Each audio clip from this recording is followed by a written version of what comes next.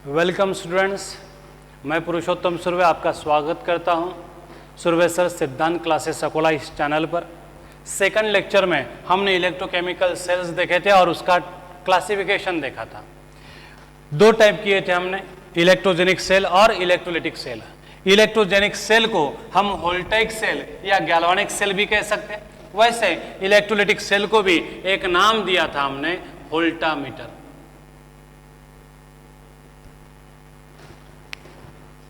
Electrogenic cell में spontaneous redox reaction होती है, इलेक्ट्रोलिटिक सेल में नॉन स्पॉन्टेनियस रेडॉक्स रिएक्शन होती है। इलेक्ट्रोजेनिक सेल में chemical energy to electrical energy ये कन्वर्शन होता है। इलेक्ट्रोलिटिक सेल में electrical energy to chemical energy ये इंटर कन्वर्शन होता है। इलेक्ट्रोजेनिक सेल में जो होता है, जो प्रोसेस होती है, उसे क्या बोला जाता है? इलेक्ट्रोजेनेसिस।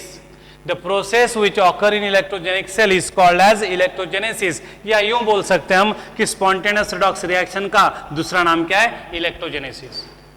इलेक्ट्रोजेनेसिस उर्फ काय म्हणू शकतो आपण? Spontaneous redox reaction. वैसे नॉन स्पॉन्टेनियस रेडॉक्स रिएक्शन को भी हम शॉर्ट में क्या बोल सकते हैं? इलेक्ट्रोलिसिस। लेकिन याद रखिएगा, रेडॉक्स रिएक्शन चाहे वो कोई भी हो, स्पॉन्टेनियस हो या नॉन स्पॉन्टेनियस हो, कभी भी हमें ये इंटर कन्वर्शन कोई भी कंडीशन पर ये इंटर कन्वर्शन देखने को ही मिलेगा ऐसा नहीं है। ये इंटर कन्वर्शन अगर आपको देखना है तो आपको रेडॉक्स रिएक्शन कंट्रोल मैनर में कैरी आउट करनी पड़ेगी, और वो भी स्पेशल डिवाइस में, मतलब या तो इलेक्ट्रोजेनिक सेल में या तो फिर इलेक्ट्रोलिटिक सेल में, तभी आप ये इंटर कन्वर्शन देख पाओगे। अगर आप रेडॉक्स रिएक्शन कैरी आउट करोगे और openly without using any kind of this cell, तो आपको ये इंटर कन्वर्शन देखने को नहीं मिलेगा। For example, rusting of iron is the example of very well known example of redox reaction. Spontaneous redox reaction है, लेकिन वहां पे कोई भी इलेक्ट्रिकल एनर्जी जनरेट नहीं होती, बराबर है। इलेक्ट्रिकल एनर्जी जनरेट करना है तो स्पॉन्टेनियस रेडॉक्स रिएक्शन को कंट्रोल मैनर में और इलेक्ट्रोजेनिक सेल में ही कैरी आउट करना पड़ेगा, तभी केमिकल एनर्जी किसमें कन्वर्ट होते हुए दिखाई देगी? इलेक्ट्रिकल एनर्जी में। अगर मैं नॉन स्पॉन्टेनियस रेडॉक्स रिएक्शन को कंट्रोल मैनर में and special device known as electrolytic cell में कैरी आउट करूंगा, तब जाके मुझे इलेक्ट्रिकल एनर्जी किसमें कन्वर्ट होते हुए दिखाई देगी? केमिकल एनर्जी में। अब इलेक्ट्रोलिटिक सेल में जो प्रोसेस होती है उसे इलेक्ट्रोलिसिस बोला जाता है, एंड इलेक्ट्रोजेनिक सेल में जो प्रोसेस होती है उसे इलेक्ट्रोजेनेसिस बोला जाता है। इस चैप्टर में हमें दोनों प्रोसेसेस को डिटेल में स्टडी करना है, लेकिन इस चैप्टर में ज्यादा फोकस किया हुआ है किस पर? इलेक्ट्रोजेनेसिस पर।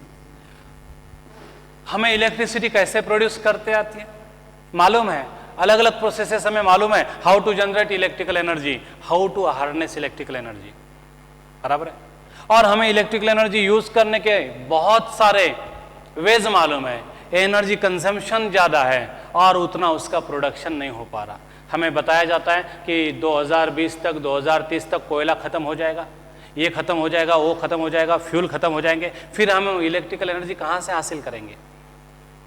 ये सारे संसाधन अगर खत्म हो गए तो हमें एनर्जी के लिए किस सोर्स का इस्तेमाल करना पड़ेगा? तो इसलिए इस चैप्टर का मेन एम क्या है कि बच्चों ने नए नए इलेक्ट्रिकल एनर्जी के सोर्सेज ढूंढने चाहिए, और इसीलिए यह चैप्टर आपको दिया है। तो इस चैप्टर में मेन फोकस किया गया है इलेक्ट्रोजेनेसिस पर, और हमें इलेक्ट्रोलिसिस भी थोड़ा बहुत मालूम होना चाहिए, इसलिए इंट्रोडक्शन के तौर पर हमें इलेक्ट्रोलिसिस के 2-3 पॉइंट देखने हैं। तो हम शुरुआत करेंगे इलेक्ट्रोलिसिस से, और बाद में फिर इलेक्ट्रोजेनेसिस देख लेंगे। तो मेजर पार्ट जो इलेक्ट्रोकेमिस्ट्री का वो इलेक्ट्रोजेनेसिस है। इलेक्ट्रोलिसिस ये हमें मालूम होना चाहिए, कुछ एग्जाम्पल्स हमें दिए हैं तो स्टडी करने पड़ेंगे। मेन फोकस हमारा इलेक्ट्रोजेनेसिस पर रहेगा। अब हम शॉर्ट में इलेक्ट्रोलिसिस देख लेते हैं। अब इलेक्ट्रोलिसिस को कैसे डिफाइन करेंगे? How can we define electrolysis? अब अलग अलग ढंग से हम इलेक्ट्रोलिसिस को डिफाइन कर सकते हैं। एक हम डेफिनेशन ऐसा कर सकते हैं, the process in which non spontaneous redox reaction is carried out by passing electrical current is called as electrolysis. तो ऐसी प्रोसेस जिसको हम कैरी आउट करते हैं बाय पासिंग इलेक्ट्रिक करंट, कोई तो भी एक केमिकल रिएक्शन है, उसे हम कैरी आउट कर रहे हैं बाय पासिंग इलेक्ट्रिक करंट, तो उसे हम क्या बोलेंगे? इलेक्ट्रोलिसिस। तो how can we define electrolysis? The process in which non spontaneous redox reaction is carried out by passing electrical energy is called as electrolysis. तो इस तरह से हम इलेक्ट्रोलिसिस को डिफाइन कर सकते हैं। अब इलेक्ट्रोलिसिस के एग्जांपल्स क्या है? तो इलेक्ट्रोलिसिस का एग्जांपल एक ही वर्ड में हम सारे एग्जांपल बता सकते हैं। इलेक्ट्रोलिसिस ऑफ ऑल सॉल्ट्स या electrical decomposition of all salts is called as electrolysis. तो हम इलेक्ट्रोलिसिस का एग्जांपल क्या दे सकते हैं in general? Electrical decomposition of salts. तो ये एग्जांपल है इलेक्ट्रोलिसिस का। ढेर सारे सॉल्ट्स हैं, हम हर एक का इलेक्ट्रोलिसिस करेंगे। जितने सॉल्ट्स है उतने हमें एग्जांपल मिलेंगे किसके? इलेक्ट्रोलिसिस के। तो जाना पहचाना सॉल्ट है ये कौन? NaCl। तो उसका हम इलेक्ट्रोलिसिस देखेंगे। अब इलेक्ट्रोलिसिस ऑफ मोल्टन NaCl भी सिलेबस में है and electrolysis of aqueous NaCl भी हमारे सिलेबस में है। क्या दोनों में हमें सेम प्रोडक्ट मिलते हैं या फिर अलग अलग प्रोडक्ट मिलते हैं? और अलग अलग प्रोडक्ट मिलते हैं तो क्यों मिलते हैं, इसकी हमें डिटेल स्टडी करनी है। तो हम सबसे पहले इलेक्ट्रोलिसिस स्टार्ट करेंगे मोल्टन NaCl का। तो क्या आपको इलेक्ट्रोलिसिस की डेफिनेशन समझ में आई? आप शॉर्ट में बता सकते हैं electrical decomposition of salt is called as electrolysis, या फिर the process in which non spontaneous redox reaction is carried out by passing electrical current is called as electrolysis. जाहिर है इलेक्ट्रोलिसिस हम इलेक्ट्रोलिटिक सेल में कैरी आउट करेंगे। अब हमें start करना है next topic, electrolysis of fused और मोल्टन NaCl।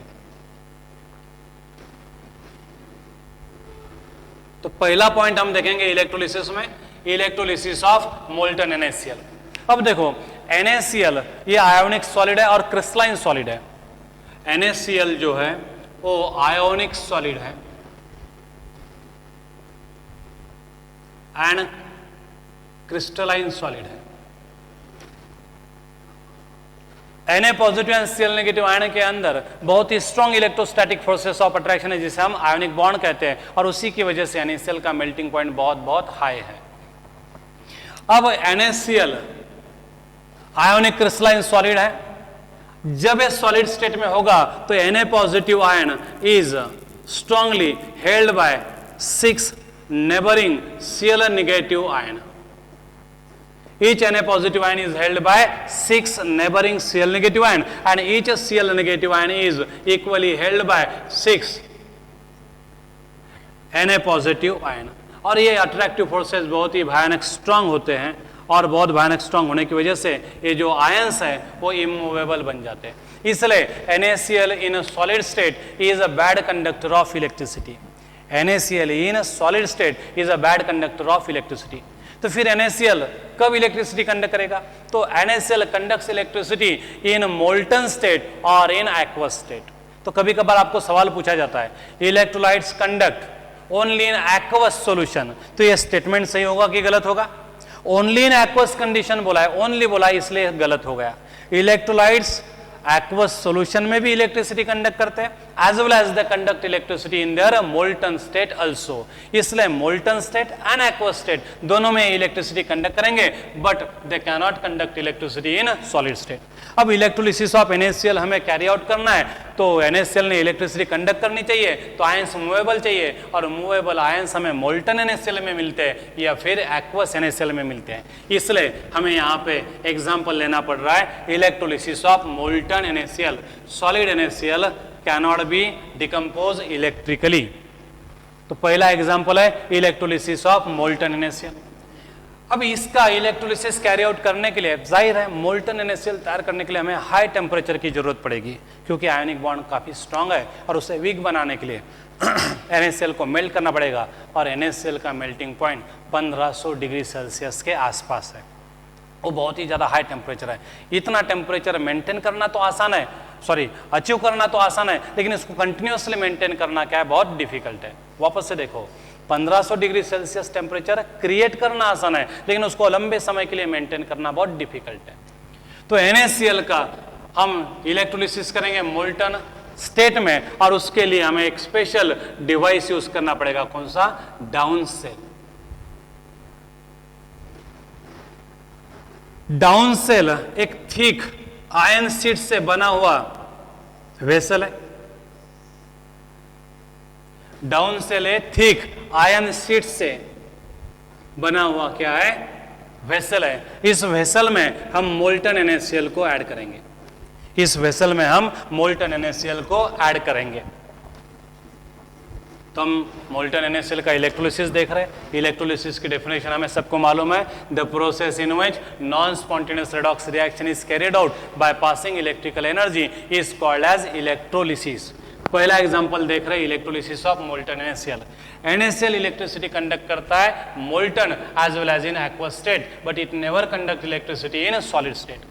अब मोल्टन NaCl तैयार करने के लिए हमें बहुत ज़्यादा टेम्परेचर क्रिएट करना पड़ेगा, 1500 डिग्री सेल्सियस के आसपास। और इस टेम्परेचर पर सस्टेन होने वाला, टिकने वाला हमें कंटेनर चाहिए, और वो कंटेनर हम आयन से बनाते हैं। थिक आयन शीट से हमने एक कंटेनर तैयार किया। अब ये थिक है तो हाई टेम्परेचर को इजीली सस्टेन कर पाएगा। इसको एक इनलेट होगा ऊपर से, जिससे हम कंटिन्यूसली क्या करेंगे, मोल्टन NaCl ऐड करते रहेंगे।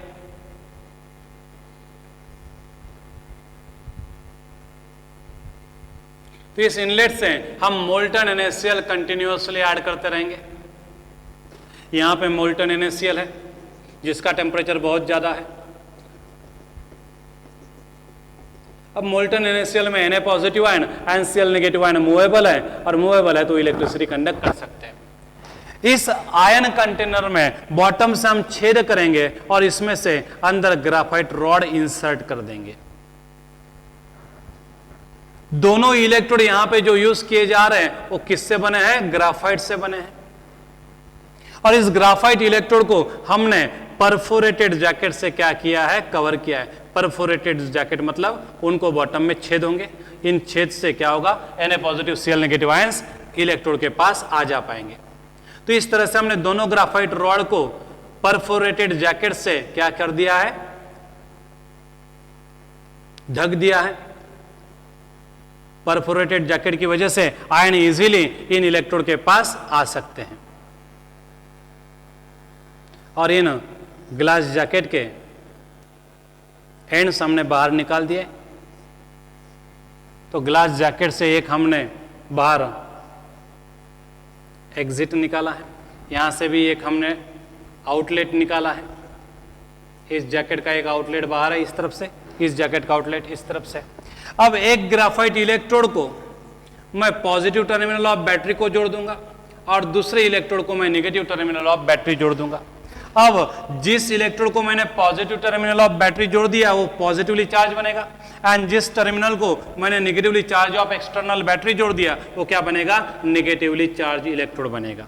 तो इस तरह से हमने दोनों ग्राफाइट इलेक्ट्रोड को एक्सटर्नल बैटरी को जोड़ दिया, एक को जोड़ दिया पॉजिटिव टर्मिनल को और एक को जोड़ दिया नेगेटिव टर्मिनल को। जैसे मैं करंट ऑन करूंगा क्या होगा, इस पॉजिटिवली चार्ज इलेक्ट्रोड की तरफ नेगेटिवली चार्ज आयन मतलब Cl नेगेटिव आयन अट्रैक्ट होंगे, और इस नेगेटिवली चार्ज इलेक्ट्रोड की तरफ इस मोल्टन NaCl के पॉजिटिवली चार्ज आयन मतलब Na पॉजिटिव आयन अट्रैक्ट होंगे। तो इस तरह से ये डाउन सेल है जिसके अंदर हम मोल्टन NaCl का इलेक्ट्रोलिसिस करते हैं। हाई टेम्परेचर सस्टेन करने के लिए डाउन सेल का ही इस्तेमाल करना पड़ेगा, बराबर है। ये थिक आयन प्लेट से बनी हो रहती है, शीट से बनी रहती है। यहाँ पे दो ग्राफाइट इलेक्ट्रोड है, दोनों के दोनों इलेक्ट्रोड ग्राफाइट के हैं, और हमने एक को पॉजिटिव टर्मिनल को जोड़ दिया एक्सटर्नल बैटरी के और एक को नेगेटिव टर्मिनल को जोड़ दिया। अब पॉजिटिवली चार्ज इलेक्ट्रोड की तरफ जैसे स्विच ऑन किया जाएगा नेगेटिवली चार्ज आयंस अट्रैक्ट होंगे, एंड नेगेटिवली चार्ज इलेक्ट्रोड की तरफ मोल्टन NaCl के Na पॉजिटिव आयंस अट्रैक्ट हो जाएंगे। यहां तक समझ में आया। अब देखेंगे हम कि रिएक्शंस कैसे होंगे। यहां पे मोल्टन NaCl के इलेक्ट्रोलिसिस के वक्त रिएक्शन कैसे होगी, तो देखो reaction at positive electrode, reaction at positive electrode क्या होगा, तो पॉजिटिवली चार्ज इलेक्ट्रोड के तरफ मोल्टन NaCl के Cl नेगेटिव आयंस अट्रैक्ट किए जाएंगे। Cl नेगेटिव आयन धीरे धीरे पॉजिटिवली चार्ज इलेक्ट्रोड के पास जा रहे हैं अपोजिटली चार्ज होने की वजह से। अब Cl negative ion positively charge electrode के पास जा रहा है और इलेक्ट्रॉन क्या कर रहा है, लूज कर रहा है। जैसे Cl negative ion electron lose करेगा वो किस में कन्वर्ट होगा, Cl एटम में, बराबर है। ऐसे दो Cl नेगेटिव दो इलेक्ट्रॉन लूज करेंगे और दो Cl एटम हमें मिल जाएंगे, और जैसे दो Cl एटम तैयार बन जाएंगे वो कंबाइन होकर क्या तैयार करेंगे, Cl2 गैस। तो at positively charge electrode Cl negative ion of NaCl get attracted where Cl negative ion loses electron and get converted into Cl2 gas, बराबर है। तो हमें पॉजिटिवली चार्ज इलेक्ट्रोड के पास क्या मिलेगा, Cl2 गैस मिलेगा। इसके बबल्स तैयार होते हुए हमें दिखाई देंगे। अब ये जो जैकेट है वो हाफ परफोरेटेड है, मतलब उसकी आधी बाजू बॉटम वाली परफोरेटेड है, उसको छेद है। हम इस तरह से दिखाएंगे, आधी बाजू परफोरेटेड है, बॉटम इनकी परफोरेटेड है जहां से आयंस इनके पास आ जा सकते हैं, बराबर है। तो रिएक्शन एट पॉजिटिव इलेक्ट्रोड, तो Cl negative ion positively charge electrode के पास जाएंगे, वहां पे वो इलेक्ट्रॉन लूज करेंगे, Cl एटम में कन्वर्ट होंगे और ऐसे Cl एटम कंबाइन होकर Cl2 गैस बनेगा। तो मैंने डायरेक्ट रिएक्शन लिख ली, twice Cl negative gives a Cl2 gas plus twice electron. अब यहां देखो पॉजिटिव इलेक्ट्रोड के पास Cl नेगेटिव इलेक्ट्रॉन लूज कर रहा है, मतलब Cl नेगेटिव आयन का क्या हो रहा है, ऑक्सीडेशन हो रहा है। Cl negative ion oxidises at positively charge electrode. तो according to definition positively charge electrode कौन सा रोल प्ले कर रहा है, एनोड का, क्योंकि the electrode at which oxidation occur is called as anode. इस वजह से इलेक्ट्रोलिसिस ऑफ मोल्टन NaCl में पॉजिटिवली चार्ज इलेक्ट्रोड किसका रोल प्ले कर रहा है, एनोड का रोल प्ले कर रहा है, क्योंकि उसके पास क्या हो रहा है, ऑक्सीडेशन ऑफ क्लोराइड आयन हो रहा है। देखो ऑक्सीजन ऑफ क्लोरीन नहीं बोलना है आपको, आपको क्या बोलना है, ऑक्सीडेशन ऑफ क्लोराइड आयन। आपको प्रोडक्ट क्या मिल रहा है एनोड के पास, आपको प्रोडक्ट मिल रहा है क्लोरीन।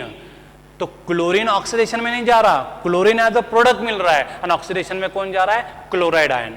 तो reaction at positive electrode that is at anode क्या होगी, twice Cl negative gives a Cl2 gas plus twice electron.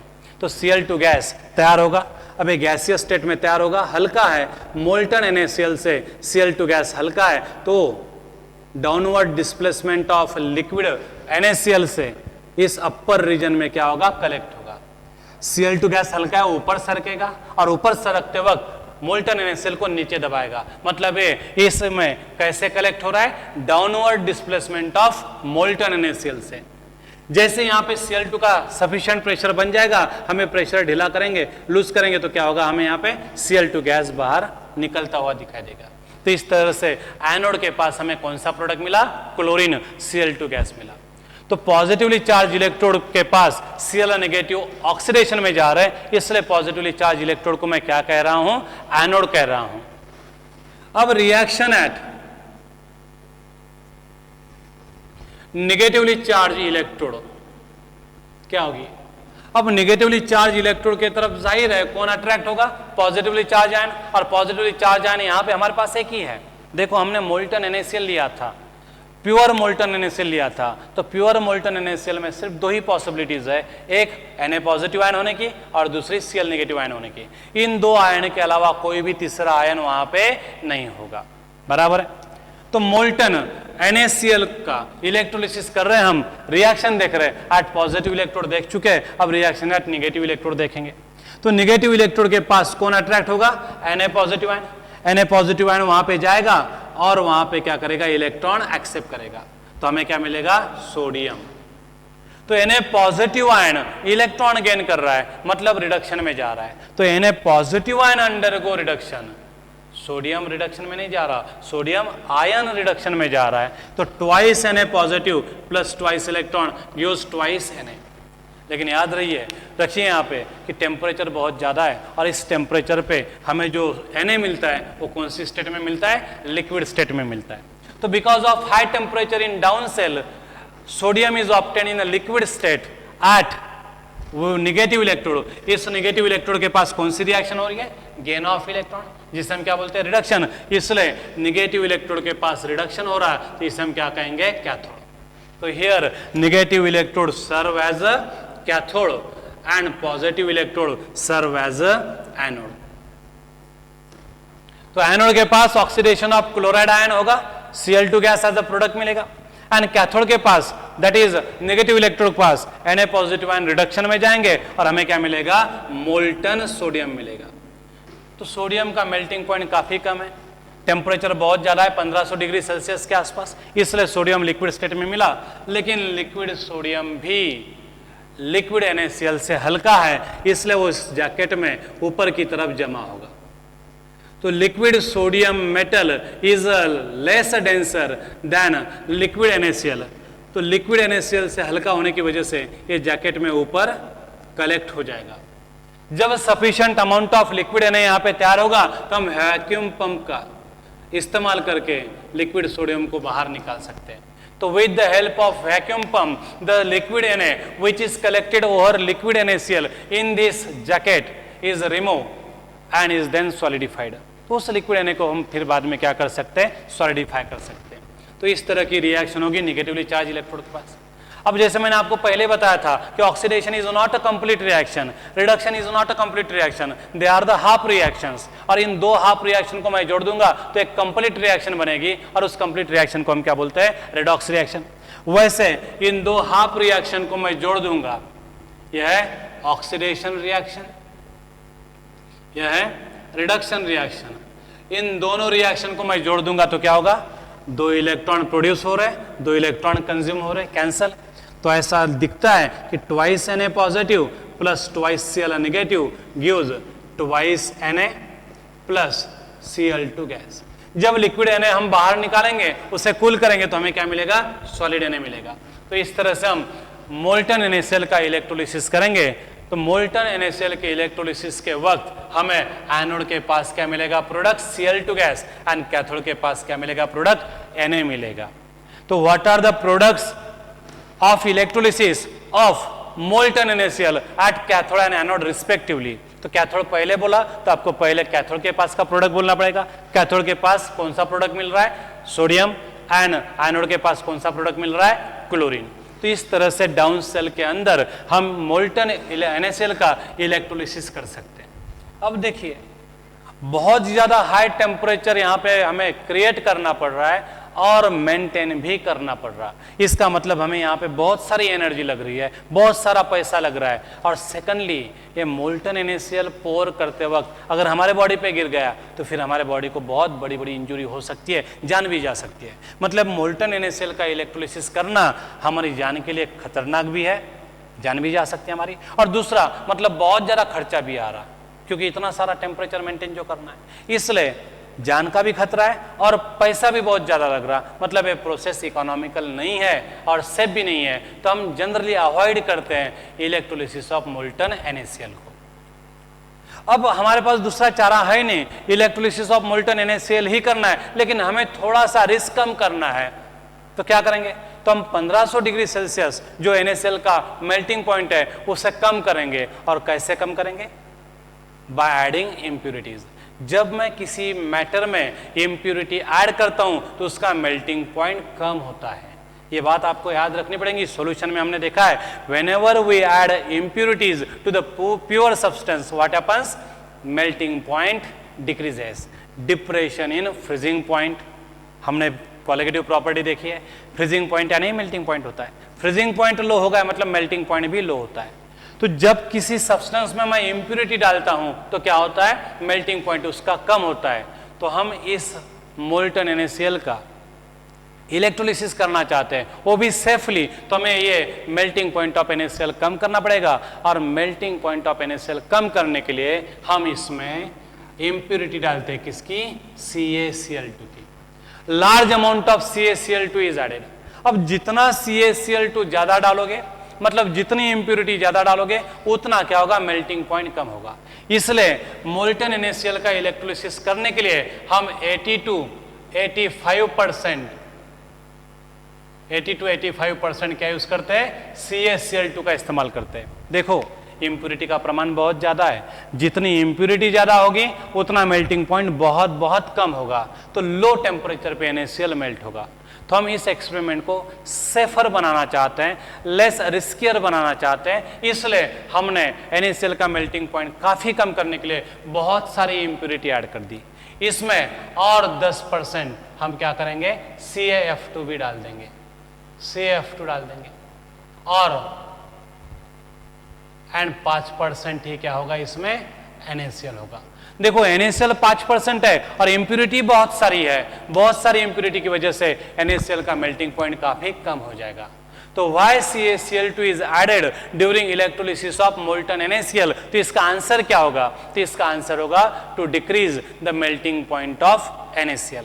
क्या सिर्फ यही एक रीजन है एडिशन ऑफ CaCl2 का? नहीं, CaCl2 ऐड करने से मेल्टिंग पॉइंट NaCl का कम तो होगा ही, साथ में CaCl2 भी डिसोसिएट होगा, आयंस भी तैयार करेगा, और आयंस तैयार करेगा तो मोल्टन इलेक्ट्रोलाइट्स का कंडक्टेंस भी बढ़ेगा। आयंस ज्यादा तो मूवमेंट ऑफ आयंस भी ज्यादा, तो कंडक्टेंस भी ज्यादा, तो सॉल्यूशन और ज्यादा कंडक्टिव बनेगा, करंट आसानी से पास होगा और प्रोसेस फास्ट होगी। बराबर है। तो यहाँ पे addition of impurity of CaCl2 से दो फायदे होते हैं, एक melting point of NaCl decrease होता है एंड दूसरा आयोनिक कंडक्टिविटी बढ़ती है, मतलब सॉल्यूशन में करंट आसानी से पास होता है। तो why CaCl2 is added in a large amount during electrolysis of molten NaCl? तो इसके दो आंसर होते हैं, कौन से? एक ऑप्शन होगा to decrease the melting point of NaCl and दूसरा ऑप्शन होगा to increase the ionic conductance.